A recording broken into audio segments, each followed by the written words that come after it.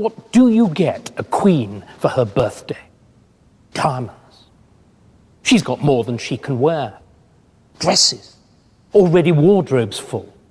Paintings to a penny. In despair. How about this?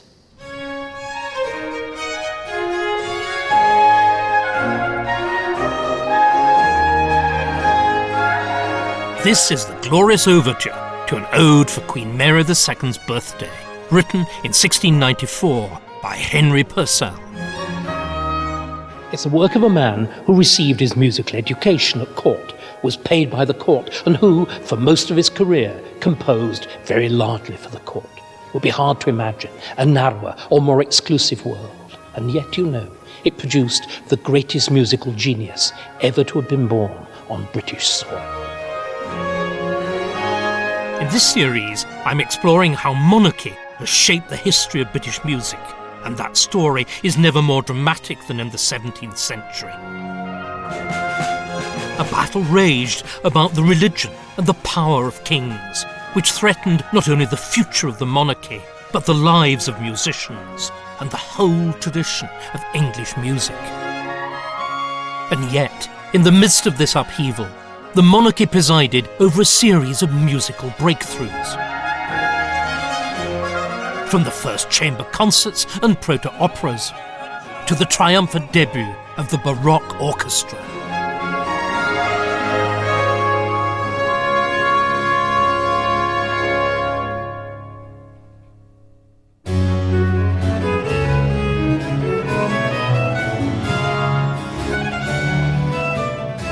A fault line ran through the entire 17th century. Religion. It was the divide between the old faith and the new, between Catholic and Protestant, and, increasingly, between different kinds of Protestant. In 1603, England lost Queen Elizabeth, the monarch who had, for 44 years, kept some kind of peace. Her successor had the potential to reopen all the wounds of the religious schism. The accession of King James VI of Scotland as James I of England could have been revolutionary. As a Scot, James was a foreigner. He'd also been brought up in the Scottish Presbyterian Kirk, which was much more radically Protestant than the Church of England. But the moment he crossed the border, he embraced the splendour of the English court and the power of his new role as a supreme head of the Church of England. At the same time, he anglicised musically. He left behind in Scotland the musicians who'd served him hitherto, and instead he took over, complete and as a going concern, the Tudor Chapel Royal, which included all the major composers of the day. Oh, clap your hands together.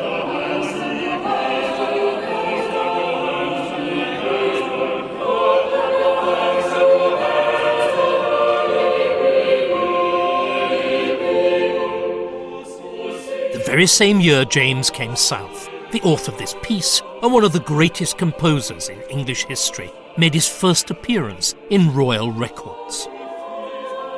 Orlando Gibbons was from humble but musical stock.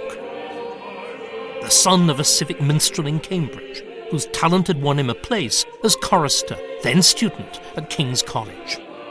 He was barely 20 years old when he joined the most prestigious musical institution in the land, the Chapel Royal.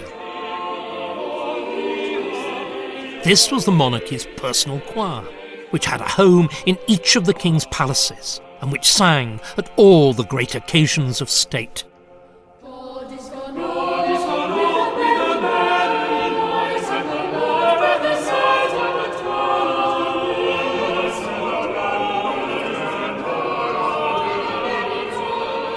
Gibbons brought a new energy and directness to sacred music. His choral works are still sung in the Church of England today. In his own lifetime, however, Gibbons was still more prized as a keyboard player and as the composer of groundbreaking instrumental music. This he created, not primarily for the king, but for his heir, Prince Charles.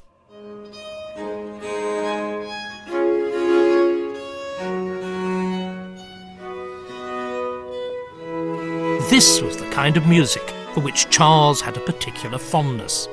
It's an example of an English musical invention, the Fantasia Suite.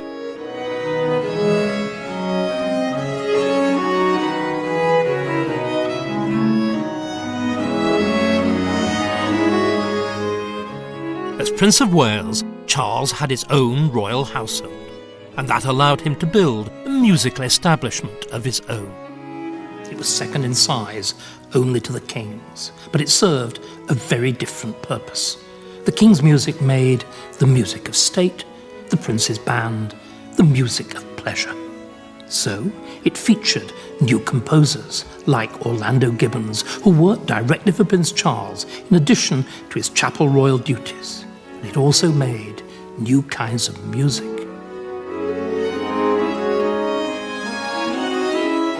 This instrument, the viol, was a particular favourite of the English in the 17th century, and it's what Charles himself played rather well.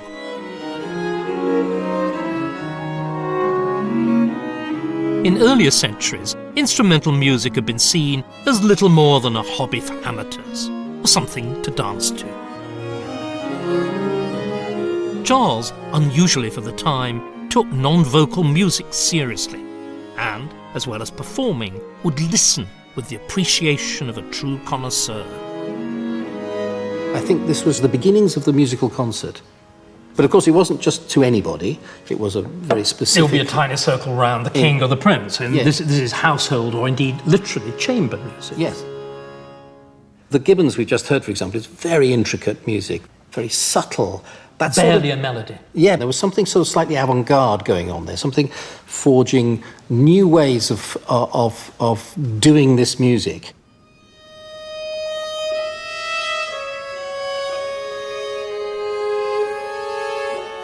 For example, the opening of the Gibbons, we have this extraordinary soundscape where these very close dissonances are piled one on top of the other so that there seems to be no relief from them. You don't feel that there's any relaxation coming.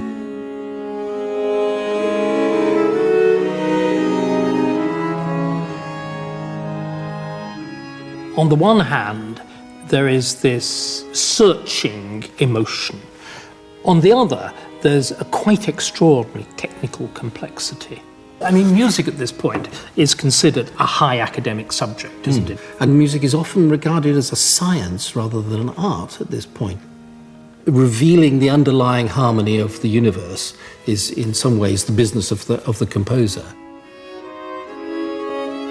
Throughout his life, Charles yearned for this harmony, elegance and order, not just in art, but in his faith, and he was determined in his rule. His coronation on the 2nd of February 1626 is the first where we know who wrote the music. Orlando Gibbons had died the previous year, so the role was taken by the Welsh composer Thomas Tomkins.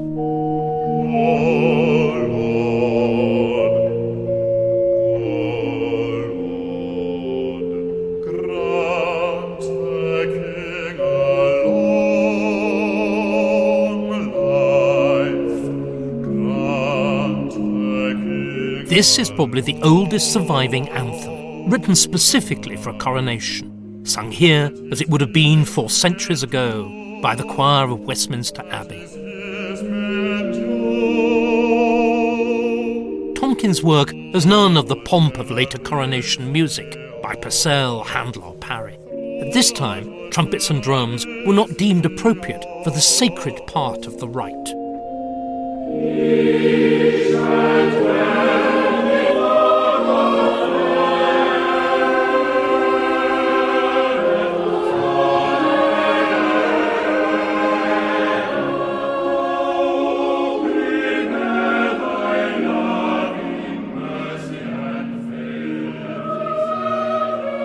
What the anthems do is take an individual action, like the action of anointing, and they lift it out of merely the context of Westminster on this day, and they place it on a kind of celestial scale.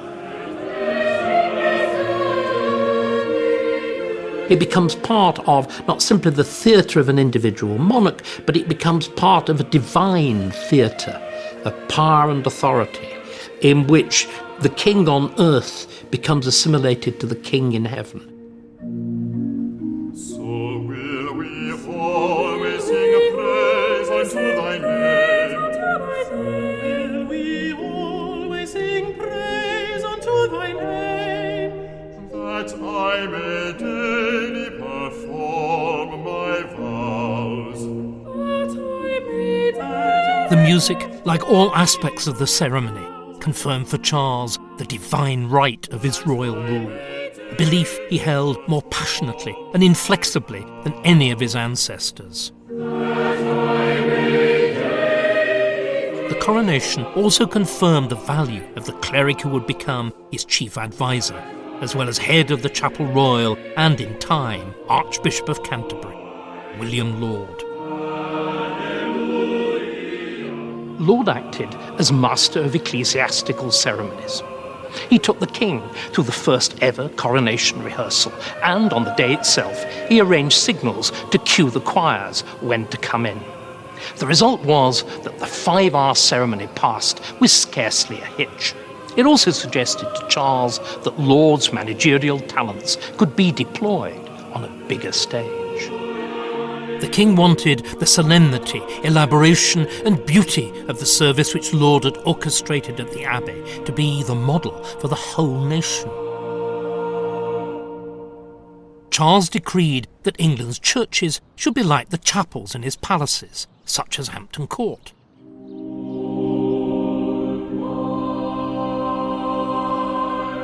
This was the monarch's personal religious space, known, just like the choir which sang here, as the Chapel Royal. And when Charles came to worship here, he would have felt the presence of his predecessors. He found the fabric of the interior pretty much as Henry VIII had left it. Similarly, the worship, liturgy and magnificent musical tradition of the chapel still owed everything to Henry VIII's daughter, Elizabeth I. In most churches, ornate beauty such as this had been destroyed by the Protestant Reformation. The king's subjects generally worshipped in far more austere surroundings. Now, Charles I, with his love of order, beauty and uniformity, was determined to go the whole hog and make the Chapel Royal, hitherto the exception, the rule. With Laud as his eager enforcer, the king decreed that churches in England should re-establish the symbols and practices of the past. Charles felt that this was entirely compatible with being Protestant, but to the most devout of his subjects, the Puritans, the changes looked like a return to Catholicism. And music like this, by Thomas Tomkins, sounded like a return to Catholicism. It's being played on an instrument built during Charles's reign and found today in Tewkesbury Abbey. Nowadays, we think of organs as the most traditional form of church music. But in the reign of Charles I, organs, and indeed church music itself, were profoundly controversial. This is because church music lay at the heart of the revolution which Laud and King Charles I were determined to impose on the Church of England. They called it the beauty of holiness. By this, they meant that God should be worshipped not only in words and by the mind, but also through the senses, by sight, through stained glass and painting, and above all, by hearing, through music.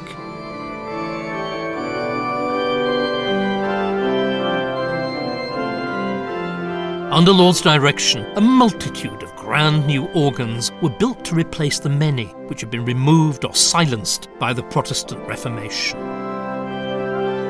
The best, like this one, were built by a Lancashire father and son, the Dallams. For Laudians, music like this made a joyful sound unto the Lord. For Puritans, though, it was a mere obstructive noise. One of them thundered against the horrible profanation of both the sacraments with all manner of music, both instrumental and vocal, so loud that the minister could not be heard. The organ wars would eventually be fought on a national scale. Laudians versus Puritans, High Church versus Low Church, Royalists versus Parliament, Cavaliers versus Roundheads.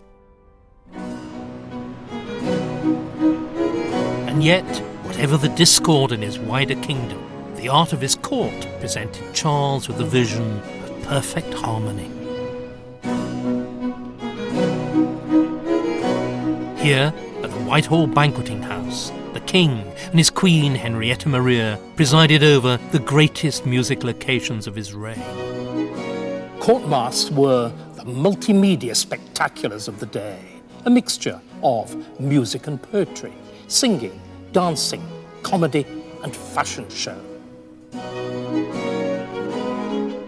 Perhaps the most spectacular, and certainly the most expensive, was the Triumph of Peace, staged here before the King and Queen in 1634. It cost a staggering £21,000. That's to say, several tens of millions of pounds in today's money. The music was the work of a rising new talent at the court of Charles I, a dashing blade called William Laws, who would turn out to be as handy with the sword as with the bow. What is rude or apt to wound, canst throw proud trees to the ground and make a temple of a forest. No. This song, by Laws from the Triumph of Peace, has rarely been performed since 1634.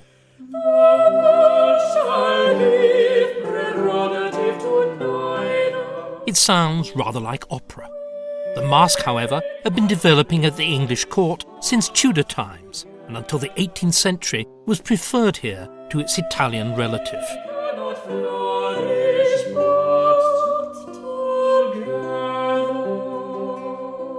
But masques were more than mere entertainments. They acted as allegories of how monarchy brings harmony to the whole world, as did the great painting by Peter Paul Rubens, which Charles commissioned for the Banqueting House ceiling.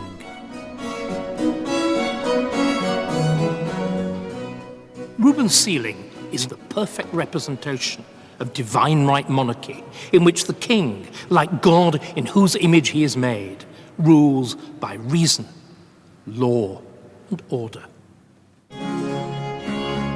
Outside the court, however, there were people who felt that the monarchy fell far short of this ideal, and that the masque itself was an example of royal corruption. For Puritans, masques were sinful. One, William Prynne, unwisely went into print with his criticisms.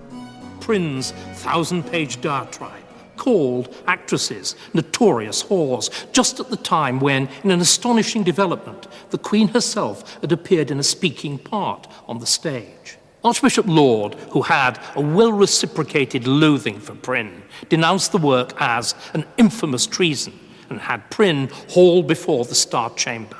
There, he was condemned to a huge fine, to stand in the pillory, to have both his ears cut off, and to be imprisoned for life. Charles took the same perfectionist approach to politics as he did to his patronage of the arts. Opposition was like an ugly picture or a wrong note. He would not tolerate it. By the late 1630s, Charles's relations with Parliament had broken down, and the elegant fictions of court culture broke with them.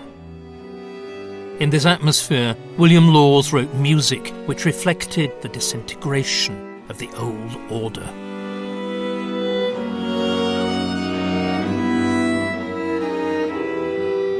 It's difficult to avoid the feeling that there is something something about Lawes' own personal experience and Broken time. Yes, broken times, indeed.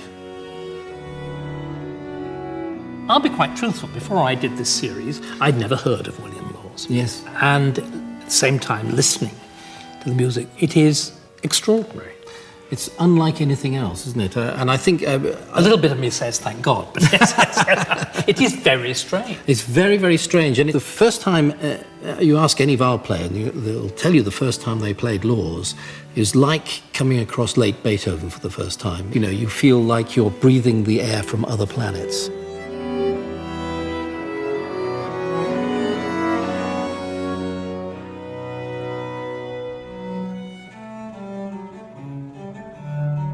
Lawes could have become one of the greatest composers of English music.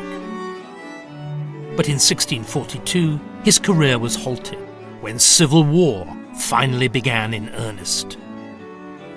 William Lawes, passionately loyal to his royal master, was amongst the very few royal musicians who signed up for the king's army. There was an attempt made to protect him from the worst risks of war by making him a provisioning officer. But Lawes, as daring in life as in his music, was killed at the Siege of Chester in 1645. Charles, who'd lost his own cousin in the same action, nevertheless ordered special mourning for the man that he called the father of music.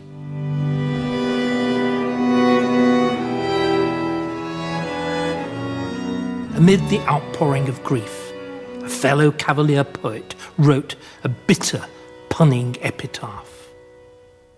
Will Lawes was slain by those whose wills were laws.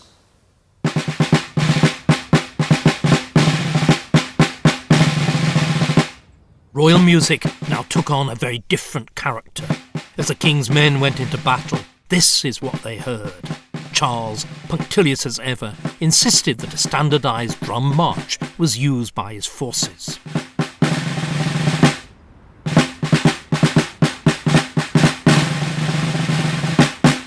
In vain. By 1644, his Puritan opponents were clearly winning. And wherever they gained control, church music became a casualty of war. Take the sad fate of Thomas Tomkins. Since the start of the 17th century, he combined his duties at the Chapel Royal with the job of organist and choirmaster at Worcester Cathedral. In September 1642, parliamentary troops burst into the cathedral and desecrated it. But this wasn't the random violence of rampaging soldiers. Instead, it was a carefully targeted attack on the symbols of the beauty of holiness most offensive to the Puritans. So the troops smashed the stained glass.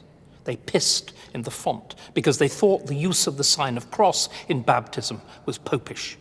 And they silenced Tomkins' beloved organ by ripping off the pipes. These scenes were repeated across the country. The attempts by Charles and Laud to revive the older traditions and music of worship were systematically undone. Then Tomkins' study at the top of his house here, where he kept his musical manuscripts, was hit by cannonballs fired during the parliamentary bombardment of the city. Tomkins had faithfully served his king and his church. Now, in his 70s, he saw everything that he had lived for and worked for destroyed.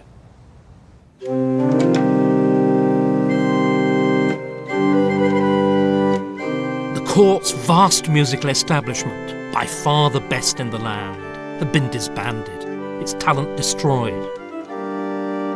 The Chapel Royal ceased to exist, and so, in time, did the monarchy itself. On the 30th of January, 1649, King Charles returned to the Banqueting House, where previously he had savoured the finest music, to be beheaded on a scaffold built outside. Within a fortnight, Thomas Tomkins wrote this piece, which he entitled A Sad Pavan for These Distracted Times. 25 years after writing music for the King's coronation, he'd now written his funeral dirge.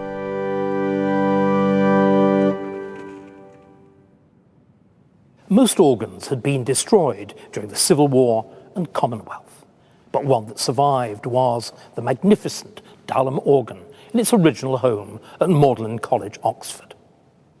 In 1654, it too was taken down, but it wasn't destroyed like the rest. Instead, it was carefully dismantled and re-erected at Hampton Court Palace, which had just been given to Oliver Cromwell, now Lord Protector of England, as his summer residence. Cromwell?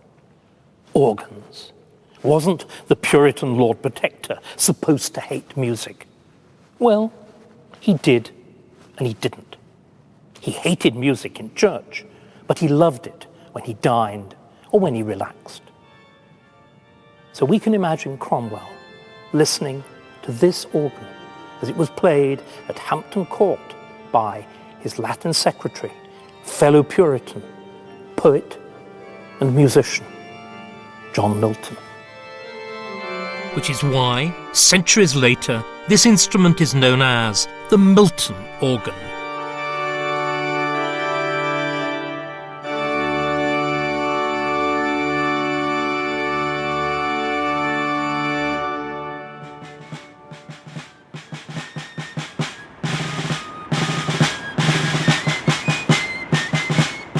During the years of Cromwellian rule, Charles I's son lived in exile on the continent.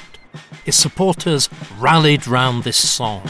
For 40 years this royal crown has been his father's and his own. And is there anyone but he that in the same should share a be? For better may the sceptre sway than he that has such right to reign. Then let's hope for a peace, for the wars will not cease till the king enjoys his own again. And after Cromwell's death in 1658, Parliament did indeed invite the king to return. With Charles II came the revivalist sacred music, which the Puritans had fought so hard against. Say of the priest and Nathan the prophet, anointed Solomon King.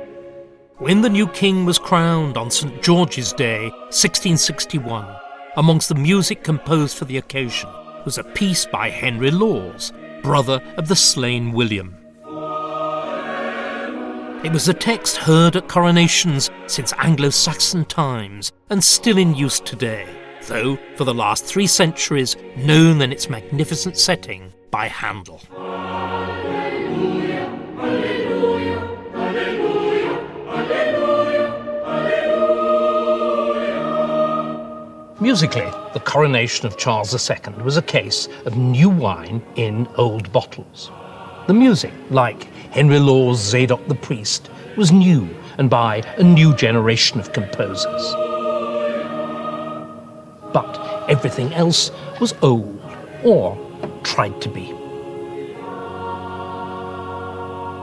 So, the same order of service was used, and the same anthems were sung as at the coronation of Charles I in 1626.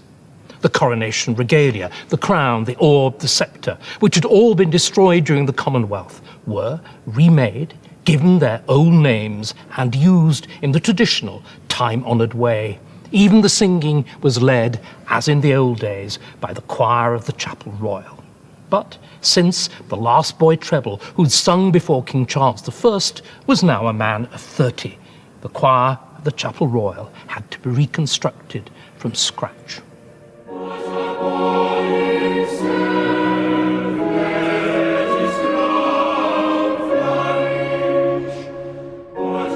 At the coronation, the new choristers were still so young and untrained that their voices had to be reinforced by men singing falsetto and were at times drowned out by loud cornets. And yet, from this revived Chapel Royal would come all the leading composers of the next few decades. among them Pelham Humphrey, John Blow, and, within a few years, the greatest of them all,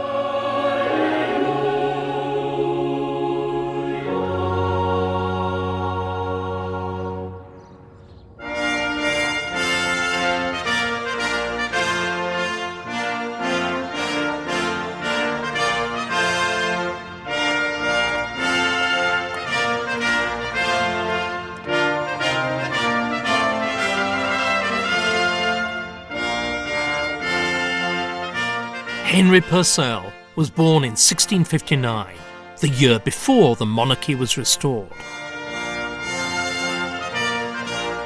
Both his father and his uncle were at the heart of the new regime's musical establishment, working at Westminster Abbey and the Chapel Royal. And very soon, Henry joined them. From the age of about 7, the young Henry Purcell was singing for Charles II in the Chapel Royal here at Hampton Court, or wherever else the king happened to be in residence. By the time that he joined the choir, the Chapel Royal had recovered all its former glory. This meant, as for the last 3 centuries, that Purcell was now a pupil in by far the best music school in the kingdom.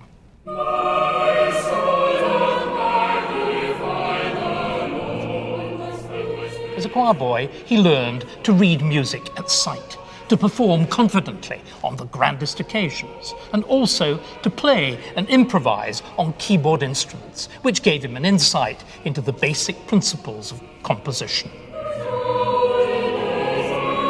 Some of the forwardest and brightest children of the chapel began to be masters of composing. This His Majesty greatly encouraged by indulging their youthful fancies so that every month at least they produced something new. Otherwise, it was in vain to hope to please His Majesty. When his voice broke, he became a kind of apprentice to the senior musicians of the Chapel Royal, who included the best composers of the day.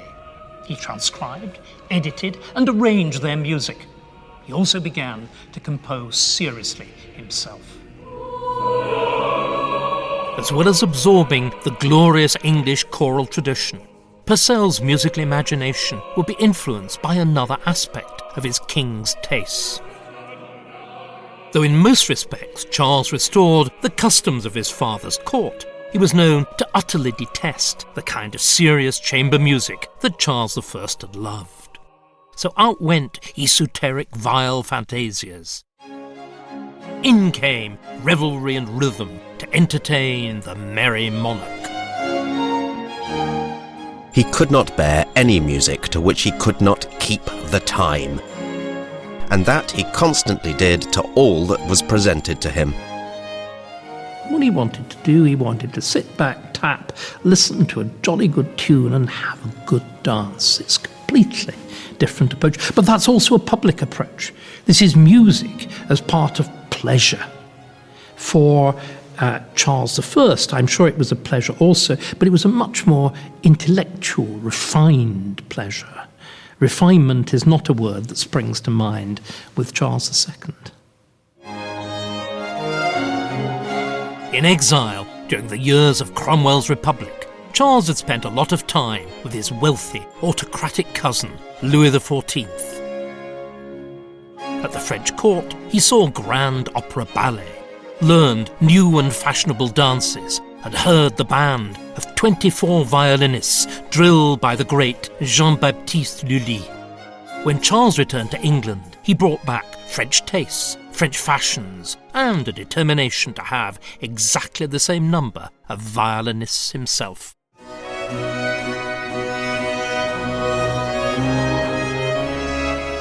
This was a crucial step on the road to the orchestra. Violins are the foundation of orchestral sound to this day. Charles loved their sound so much, he even wanted to hear them in his Chapel Royal. His royal taste led to a unique English form which Henry Purcell would make his own.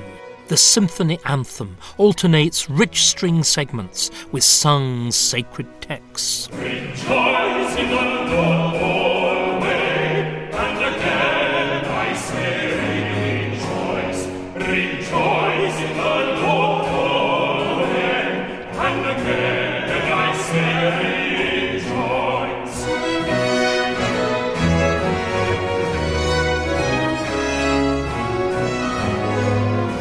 Not everyone approved of this new approach to church music. The diarist John Evelyn grumbled, 24 violins after the French fantastical light way. Better suited to a tavern or a playhouse than a church. Only a few years before, even the sound of an organ in church had been controversial. Now, Charles was rolling back the boundaries of musical taste, just as Purcell was expanding the creative possibilities of musical form.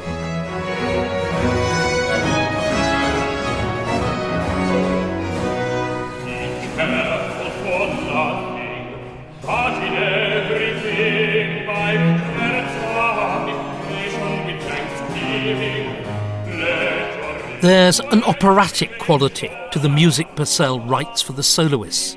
He was clearly paying attention to developments in Italy at the time.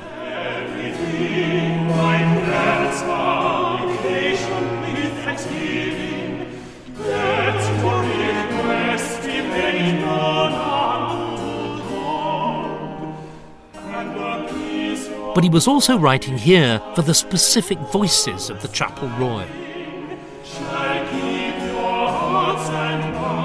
With the Restoration, female singers had begun to perform on stage and even at court, but the chapel was still a male preserve. So Purcell wrote the top line here for a countertenor.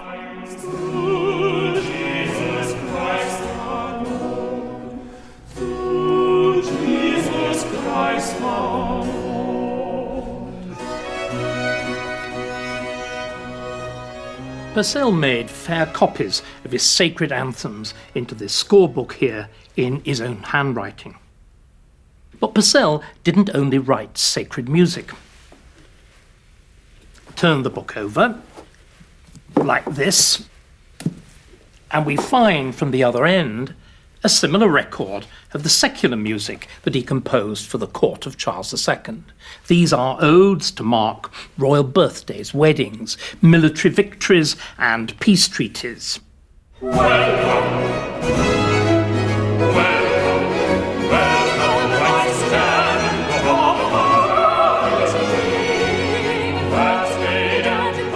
This is one of Purcell's welcome odes, written for the annual occasion of the King's return to London from the country. Why on earth welcome the King back to his own capital, and moreover do it over and over again at the same time each year? Partly, it was sycophantic nonsense. The court followed the same routine every year, with the summer at Windsor and the winters in London. The odes here gave a ceremonial shape to the year, just as, once upon a time, the Church's calendar had done before the Reformation. One of the reasons why Purcell isn't listened to as often now as he should be is that his genius was poured into this kind of occasional royal piece, which teeters on the verge of absurdity today. But your best presence now. All we can hope or wish for does allow. But your The welcome ode to Charles, you sung it with an admirably straight face, and as though you actually believed it. And do you simply go into a state of suspension on the words? I think you have to kind of sing what you've been given, but it's set very well. It's very easy to understand. However clumsy the words, Yes. they're still made to work. Exactly. Purcell's very good at making the music move with what the words are doing. He makes it clear what he's trying to say.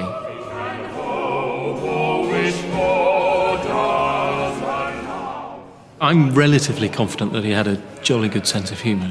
I think there's an amount of tongue-in-cheekness going on, certainly.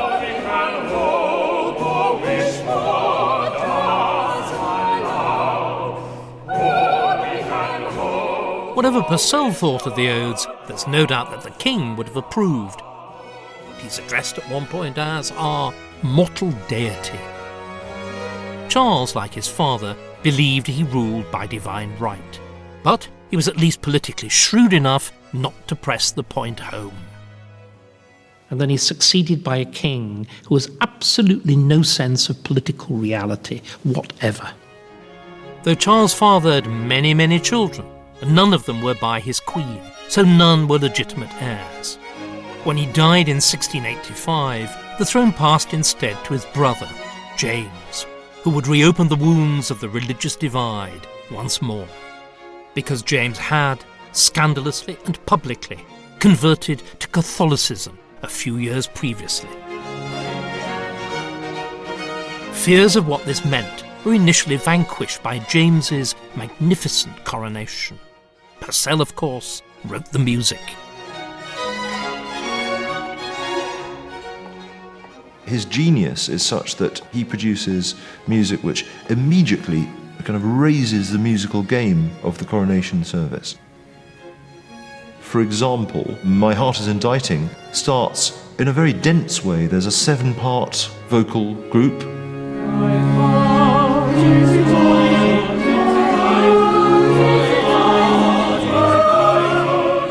And the vocal parts start one at a time, singing the words after each other. So you build up the texture. So it sounds like a very busy, colourful tapestry. There was this sense of trying to achieve, in a way, a pictorial idea of what the coronation is.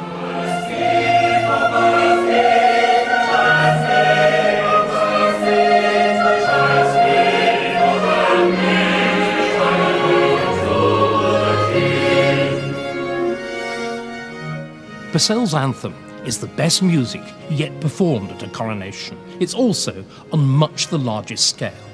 The words are new, and there'd never even been an anthem at this point in the service, the coronation of the Queen, before.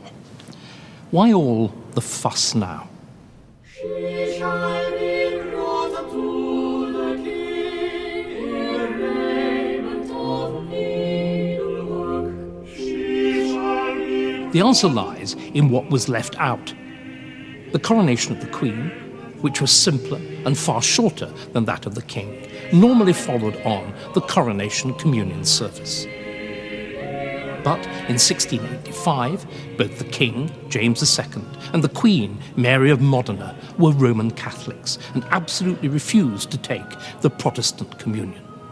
The omission of the communion service left a gaping hole, spiritually and musically, at the heart of the service, which the splendours of Purcell's music were almost certainly designed to fill.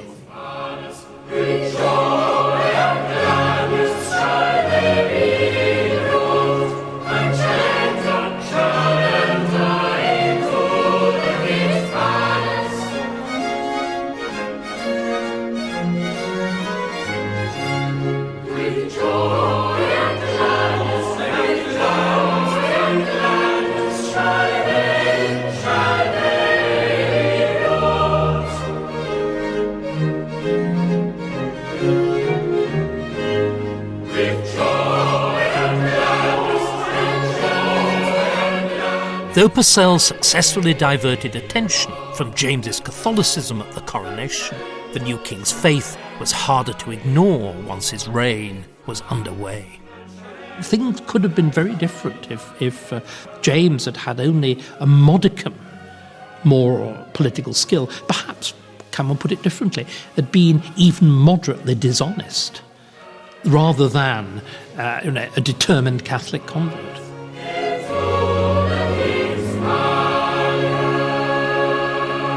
But James believed he had been chosen by God to lead the whole nation back to the Catholic faith.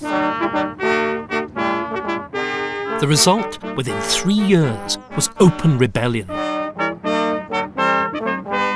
The rebels sang a popular song of the day, which lampooned the hopes of Catholics, complete with the mocking cod Irish lyrics. And everyone that won't go to Mass, Lily Bolero Bullanala, he will be turned out to look like an ass, Lily Bolero Bullanala. It became the popular rallying cry against King James II. The whole army and the people, both in city and country, were singing it perpetually.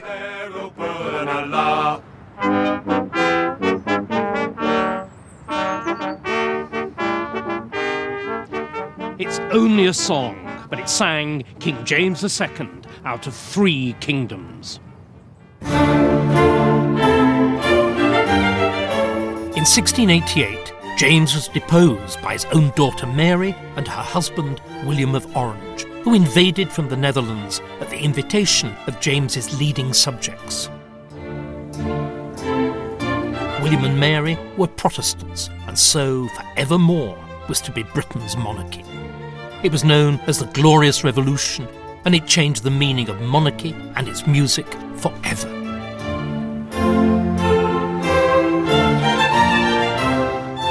William and Mary were crowned the following April, but this was to be a very different service from any of its predecessors. The preacher at the coronation rejoiced in the fact that in 1688 the English had chosen the happy middle way between the monarchical despotism of France on the one hand and the republican chaos and disorder of the English Commonwealth on the other, and he was roundly applauded by the audience. The political atmosphere was further heightened by the presence, for the first time, of MPs.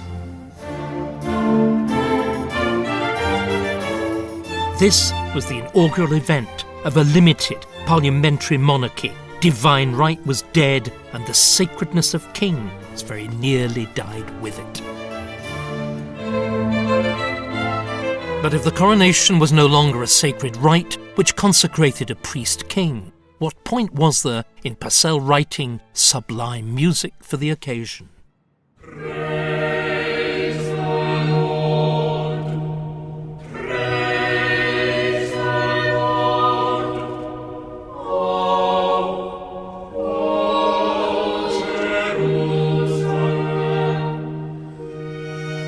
Praise the Lord, O Jerusalem seems rather austere.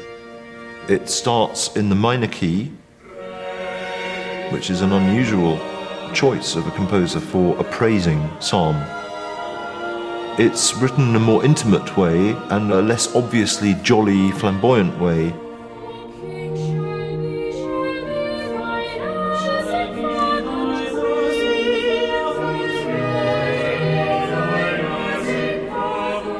The texts chosen reflect the changed circumstances. The Queen is given equal weight with the King.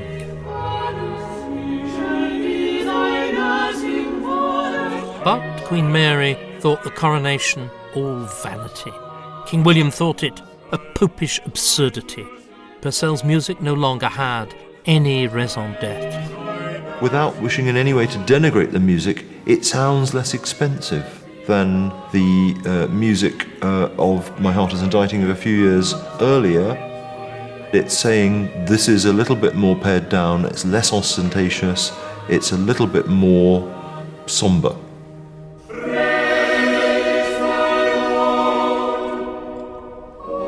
At previous coronations, music had acted to sanctify the monarchy. From now on, that's not what composers would be required to do in the Abbey or anywhere else.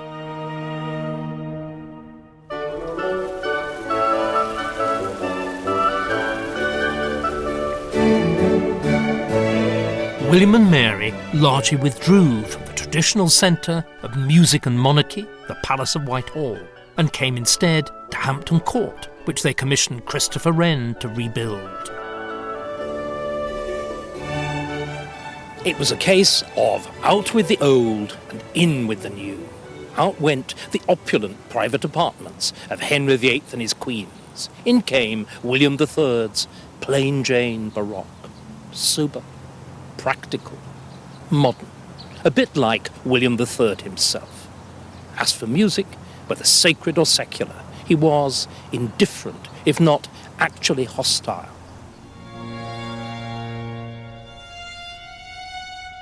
Nothing escaped William's reforming zeal, not the fabric, the liturgy, or the musical traditions of the Chapel Royal.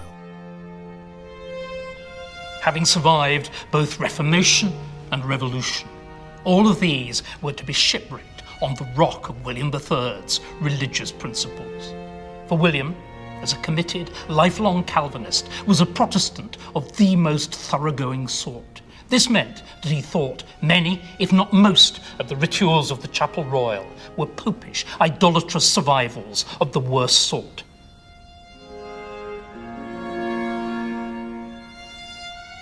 The elaborate and theatrical music of the Chapel Royal, always a Protestant bugbear, was struck down when, as one of their first acts, William and Mary forbade the use of strings here in the chapel. It sounds so little, but it destroyed so much. The glorious and quintessentially English Symphony Anthem died a strange and sudden death. But most striking of all was the effect on the Chapel Royal itself, which changed from a hothouse of creativity to the merest backwater almost overnight.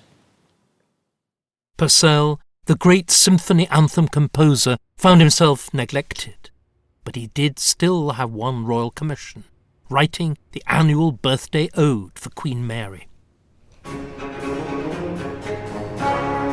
His composition for 1690 represented the culmination of a century of instrumental innovation at court.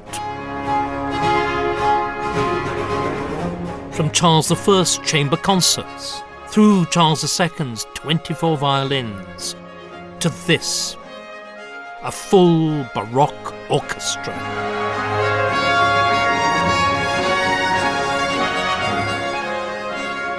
Arise My Muse, suddenly you have everything there. You have the trumpets, the oboes, the violins.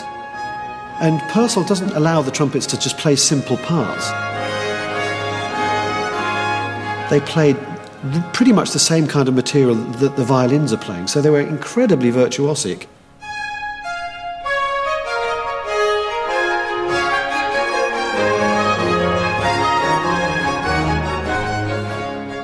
And also the oboes. It's quite a strange new animal which came into the orchestra at this time. It's extraordinary the way he can combine those instruments, the way he orchestrates those instruments. It's unbelievably skillful and colourful use of an orchestra. And yet, just 2 days after Arise My Muse was first performed, William III ordered the Lord Chamberlain to slash the number of royal musicians by a third. Court music, brought to such heights by Charles I and Charles II, went the same way as the Chapel Royal, downsized, neglected, now used merely for the odd ball.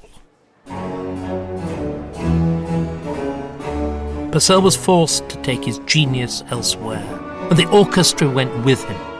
The work of both would henceforth be enjoyed by a rather broader audience than the exclusive world of the court. This was to be Purcell's principal habitat for the remainder of his career. Up to the Glorious Revolution, Purcell had been a court composer.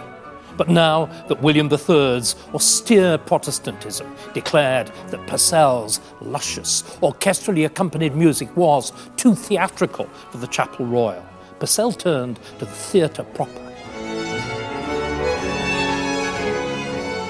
And henceforward wrote almost exclusively for the London stage.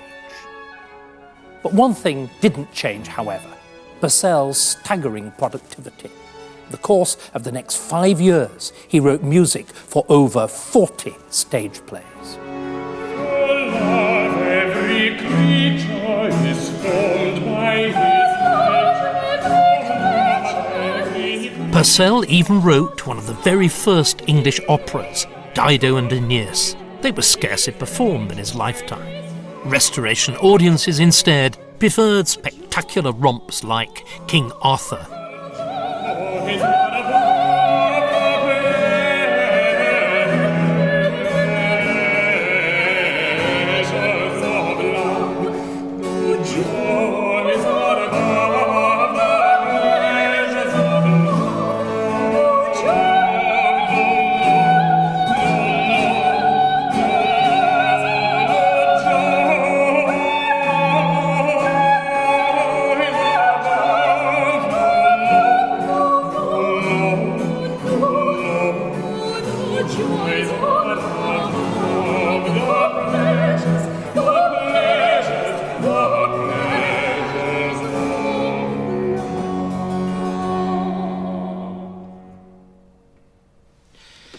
Despite Purcell's resounding success in the theatre, there's a sense of loss, of exile. Purcell was no longer in demand in the court that had nourished his genius. His principal librettist, John Dryden, had actually been dismissed from his royal post of Poet Laureate.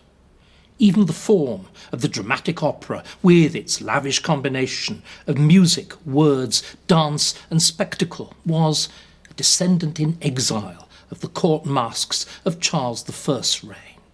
And all of them, composer, librettist, dramatic opera, were on the London stage only because they were unwanted at the new court of the Glorious Revolution.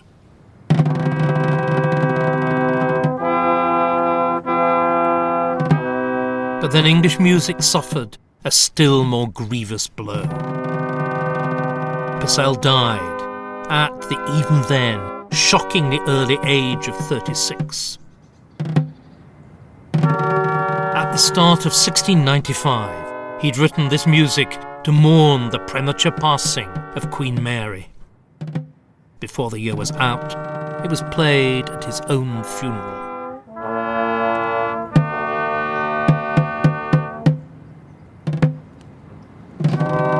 That flat, hollow sound, it's the majesty and the finality of death.